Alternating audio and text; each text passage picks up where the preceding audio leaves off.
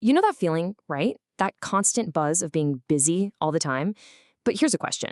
How much of that frantic energy is actually, well, productive?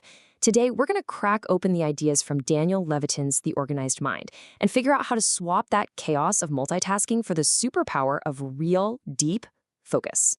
So let me ask you, are you busy or are you productive? Seriously, take a second to think about your typical day. Is it a calm, focused flow or more like a chaotic juggling act? Let me introduce you to someone named Arian. Now, Arian thought he was the king of multitasking. You know the type. Coding on one screen, firing off emails on another, phone buzzing next to him. But the reality? Oof. He was stressed out, his code was full of errors, and at the end of the day, he felt like he'd accomplished, well, not much of anything important. And that right there is the huge difference we're talking about. Busy is all about divided attention, stress, and feeling pulled in a million directions. But productive? That's a whole different ballgame. It's about being calm, efficient, and locked in on one thing at a time. For years, we've been sold this idea that multitasking is some kind of superpower. But as we're about to find out, it's actually a massive, massive drain on your brain. Okay, so let's get into the nitty-gritty. Why is that busy state so, well, useless? It's not because you're not working hard enough, not at all. It actually comes down to neuroscience. See, every single time you switch your attention, your brain has to pay this little hidden penalty. It's what scientists call the cost of switching.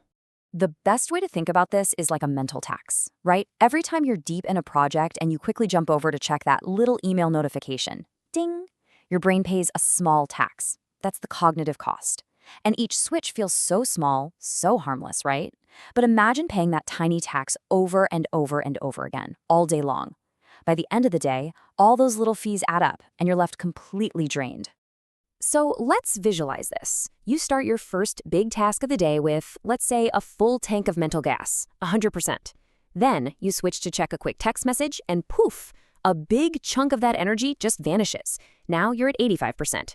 Switch again to answer a quick question from someone, and you're down to 70. And here's the kicker. This isn't just about feeling tired. It means the quality of your work takes a nosedive with every single one of those switches. All right, so if we're constantly paying this mental tax, how do we stop the bleeding? How do we get out of this trap? Well, the solution that Levitin proposes is actually super simple, but honestly, it's a total game changer. It's a technique called batching. And it's pretty much exactly what it sounds like. Instead of letting all those little similar tasks like checking emails or making phone calls interrupt you all day long, you group them together. You do them all at once in one dedicated chunk of time. Why? Because it drastically cuts down on the number of those expensive mental switches your brain has to make. Let's check back in with Arian. Just look at this transformation.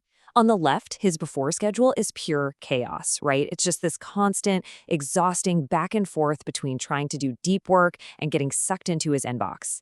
But the after schedule, wow, it's calm, it's organized, it's intentional. He's got these sacred, protected blocks of time for his most important work, and then very specific scheduled times to deal with email. And look, you can get started with this right now with just 2 easy steps. Step 1, take back control of your inbox. Stop letting it run your day. Instead, you decide when to check it. Maybe just twice a day, like at 10 a.m. and 4 p.m. Step 2, build a fortress around your most important work. Create these uninterrupted deep work blocks in your calendar. When Arian did this, the change was insane. He wasn't just working faster. His work was way, way more accurate. Okay, so batching is the main event here. It's the core strategy. But Levitin also gives us 2 more amazing principles that totally support it by helping us protect that precious mental energy. We're going to talk about fighting fatigue and fighting clutter. I want you to think about your willpower, your ability to make good decisions, like it's your phone's battery. You wake up in the morning, you're at a full 100% charge. But every little decision you make, what should I wear, what's for breakfast, which email do I answer first, it drains that battery, bit by bit. That's what decision fatigue is.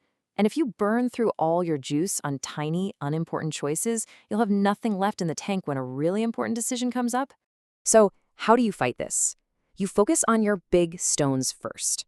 It's a classic analogy for a reason. Imagine your day is an empty glass jar. Your most important high-impact tasks, like finishing that huge project report, those are the big stones. All the little things, the trivial tasks, like deciding on a new email signature, that's just sand. Now, if you put the big stones in the jar first, the sand can just pour in and fill all the little gaps around them. No problem. But what happens if you fill the jar with sand first? You'll never, ever be able to fit those big stones in. All right, the next idea seems almost too simple, but it is so powerful. Here it is. A cluttered physical space creates a cluttered mental space. That's it. Every time you look at that messy desk or that desktop with 100 icons on it, your brain has to process that chaos. It creates this constant low-level hum of distraction in the back of your mind. So Aryan went all in on this. He finally cleaned his desk, he sorted all his digital files into folders that actually make sense, and he created a designated place for everything: keys, wallet, you name it. And it might sound like a small thing, but the effect was huge. He completely stopped wasting brain power on that background task of, where did I put that thing? And it freed up all that mental energy for the work that actually mattered. So when you start putting all these pieces together, when you're batching your tasks, when you're fighting decision fatigue, when you're organizing your space, it's not just a few new habits. It's a whole new way of operating. It's about tapping into the real power of an organized mind. And really, this is the big takeaway. This is the mindset shift. True productivity is not about how many things you can check off a list. It's not about being busy. It is all about having the mental clarity and the focus to work deeply on the handful of things that truly matter. And you know, one of the best ways to get that clarity is surprisingly simple. It's about making one single master list. Get every task, every idea, every little worry that's bouncing around in your head, and get it out. Write it down. When you externalize that stuff, you literally free up RAM in your brain. It calms the anxiety and clears your mind so you can actually do that deep, focused work we've been aiming for. So, I want to leave you with a challenge. Let's make this real, right now. What's the very first batch you can create for your day today? What's one group of similar tasks, whether it's emails or phone calls or running errands, that you can group together and knock out all at once?